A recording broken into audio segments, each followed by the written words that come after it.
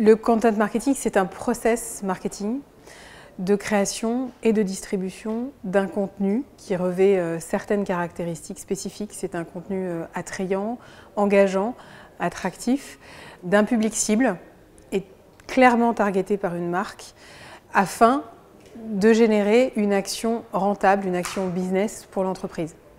J'insiste sur cette définition. Il y a vraiment, à mon sens, si je devais résumer, deux grandes différences avec la façon dont on fait, entre guillemets, de la stratégie de contenu en France. C'est que réellement, aux États-Unis, c'est un process, c'est extrêmement normé, c'est toujours un peu méthode armée américaine, mais c'est ça qui marche et c'est ça qui génère des résultats. Et réellement, le deuxième point, c'est que c'est étroitement lié à la génération d'une action qui a pour finalité d'être rentable pour l'entreprise. On distingue beaucoup moins que chez nous, même j'ai envie de dire aux États-Unis on fusionne, la production de contenu à des fins vraiment d'acquisition de leads, de conversion et au final d'une action business pour la marque.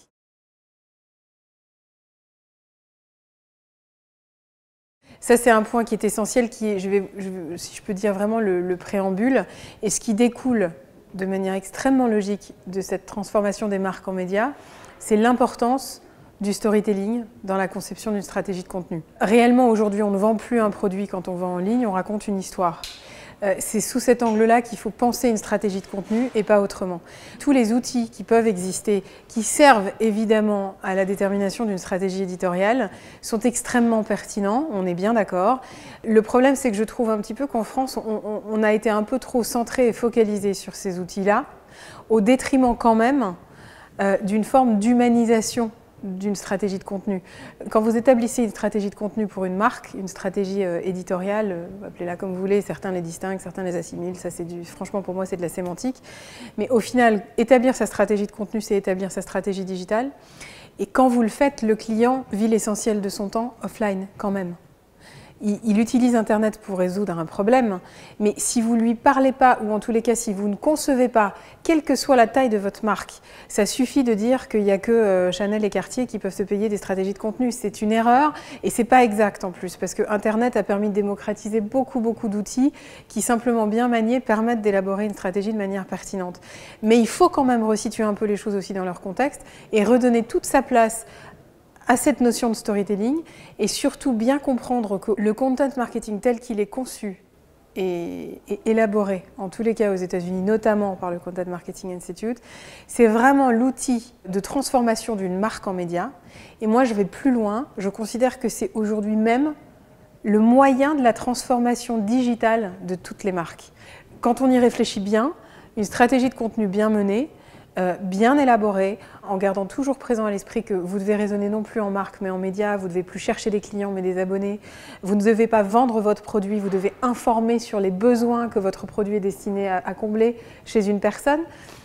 Découle très logiquement le fait qu'il faut que vous ayez une histoire à raconter, qui existe depuis tout temps. J'ai donné l'exemple de Michelin, de Red Bull, mais il y en a plein. En ce moment, le cas qui fait fureur, c'est le cas Lego.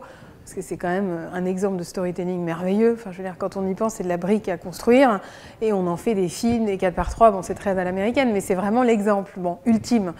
Et mon deuxième grand vecteur, c'est de dire, ça suffit de dire que c'est systématiquement les marques avec des budgets à des millions de dollars qui sont capables de faire du content marketing. On est tous capables d'élaborer une stratégie de content marketing. Je l'ai notamment cité en donnant l'exemple du Lean Startup que moi je trouve pertinent et intelligent de transposer au contenu, et également en citant la règle des 3/3 de Betsy Morgan là, qui avait élaboré la stratégie du HuffPost. Voilà. J'ajouterais même une chose qui me paraît vraiment importante, c'est que plus que jamais, à l'heure de la démocratisation de la technologie, de la surconsommation d'informations, de la techno, des réseaux sociaux et le reste, je pense que plus que jamais, l'heure est à l'humanisation en fait, de tout ça.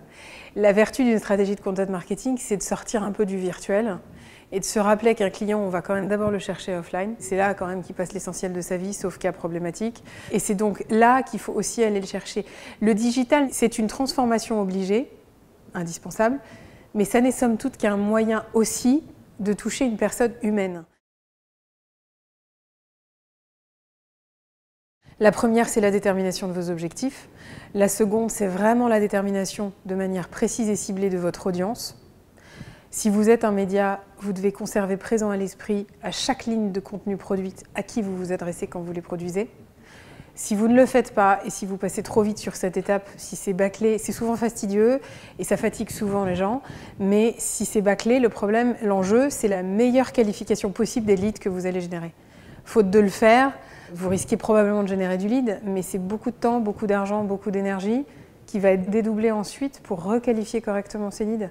Et on sait combien, dans des grandes marques, qualifier des leads par téléphone, ça peut coûter cher. Deuxième étape, donc la détermination des personnages. La troisième, c'est vraiment la bonne compréhension du parcours d'achat de vos utilisateurs, comment achète votre audience. Moi, j'y ai intégré de manière vraiment indispensable le benchmark. C'est-à-dire que bien comprendre comment achète votre audience, c'est aussi bien comprendre comment fonctionnent vos concurrents. Alors peut-être qu'il ne faut pas les penser comme des concurrents, il faut peut-être simplement les penser comme d'autres acteurs qui, au même titre que vous, pourvoient aux mêmes besoins de la même cible, pourquoi pas. La quatrième étape, c'est évidemment tout le process de création de contenu. Il y aurait énormément de choses à dire là-dessus, trouver sa niche de contenu, déterminer ses mots-clés. Et c'est évidemment là que s'intègrent beaucoup tous les outils SEO qui existent aujourd'hui. La cinquième étape, c'est la distribution de ces contenus. J'ai simplement essayé d'expliquer que la distribution de ces contenus aujourd'hui requiert une planification. Je m'élève un petit peu, mais gentiment, hein. J'ai pas d'ennemi particulier, contre, vous savez, l'amalgame qui est fait entre social media marketing et content marketing.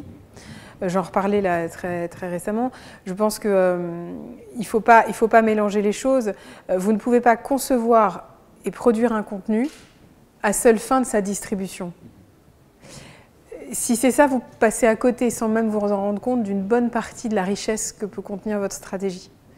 Pour autant, la distribution de contenu est indispensable. Enfin, je veux dire, il y a tellement de gens qui produisent des super trucs et puis qui s'arrêtent là, en fait, qui ne partagent pas, et puis qui ne diffusent pas, donc espérant, en croisant les doigts, que quelqu'un va venir un jour chez eux et puis dire « Oh là là, c'est vachement intelligent ce qu'il a écrit celui-là ». Pour ça, c'est pas possible. Et la dernière étape, pour terminer, c'est évidemment la mesure, l'analyse, le tracking. Bon, c'est quand même là-dessus qu'on différencie un journaliste, entre guillemets, des années précédentes. Aujourd'hui, l'écriture web, évidemment, tout ce que vous écrivez, vous pouvez mesurer son succès, sa rentabilité, même, on peut parler même de rentabilité d'un contenu grâce aux outils d'analytics.